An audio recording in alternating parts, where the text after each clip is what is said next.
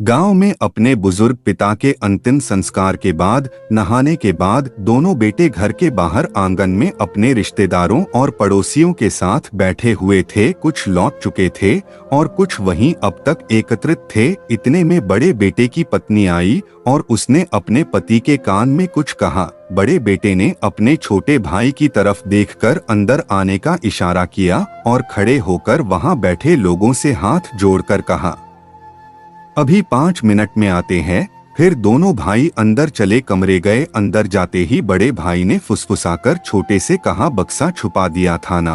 हाँ, हमने छुपा दिया था। चलिए अब चारों मिलकर जल्दी से देख लेते हैं, नहीं तो कोई आसपास का हक जताने आ जाएगा और कहेगा कि तुम्हारे पीछे हमने तुम्हारे बाबूजी पर इतना खर्च किया वगैरह वगैरह। क्यों देवर जी? बड़ी बहू ने कुंटील हंसी हंसते हुए कहा। हाँ, सही कहा भाभी आपने, छोटे ने भी सहमति में गर्दन हिलाते हुए कहा। तब तक छोटी तेजी से बाबूजी के कमरे में जाकर बक्सा निकाल लाई। मैं दरवाजा बंद कर देती हूँ, बड़ी बहू तेजी दिखाते हुए बोली। दोनों भाई तुरंत तेजी से नीचे झुके और छोटी बहू द्वारा लाए गए बक्से को खोलने लगे। अरे पहले चाबी तो वो ऐसे थोड़े ना खुलेगा। मैंने आते ही ताला लगाकर चाबी छुपा ली थी। बड़ी बहू ने अपने पल्लू में एक छोर पर बंधी हुई चाबी निकाली और अपने पति को पकड़ा दी। बड़े भाई ने जैसे ही बक्सा खोला तो वहां मौजूद चारों ने बक्से में झांकते हुए उसमें छुपी हुई दौलत गहने देखने की उत्सुकता दिखाई।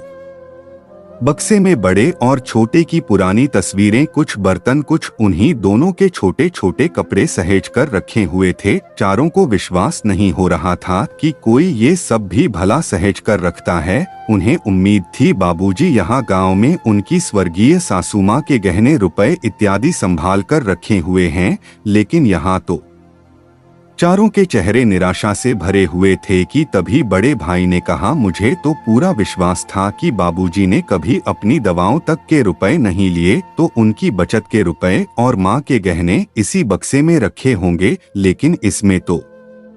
तभी छोटे भाई की नजर बक्से के कोने में कपड़ों के बीच में एक कपड़े की थैली पर गई। उसने तुरंत आगे बढ़कर उस थैली को बाहर निकाला। ये देखकर सबकी नजरों में अचानक चमक आ गई। सभी ने लालची नजरों से उस थैली को टटोला। उसमें कुछ रुपए थे और साथ में एक कागज जिस पर कुछ लिखा हुआ था। छोटे भाई ने रुपए गिने तो लगभग 20,000 रुपए थे, बस और कुछ नहीं है। अरे कागज पढ़ो जरूर, किसी बैंक अकाउंट या लाकर का होगा, बड़ी बहू ने कहा। तो बड़े बेटे ने तुरंत छोटे के हाथों से उस कागज को छीनकर पढ़ा, जिस पर लिखा हुआ था, क्या ढूंढ रहे हो?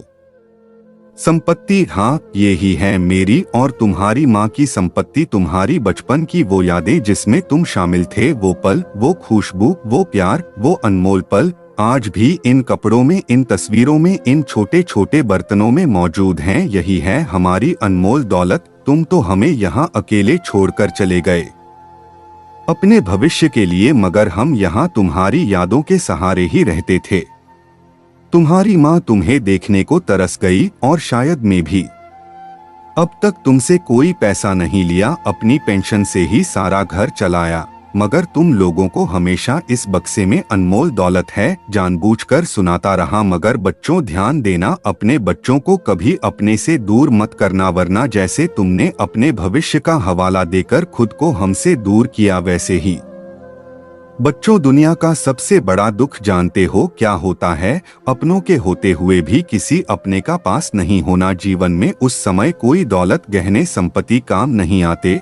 बच्चों में मरने के बाद भी तुम पे बोझ नहीं बनना चाहता, इसलिए ये पैसे मेरे अंतिम संस्कार का खर्च है। पूरा कागज पढ़ते ही बड़े बेटे के साथ साथ छोटा बेटा भी फूट फूट कर रो पड़ा।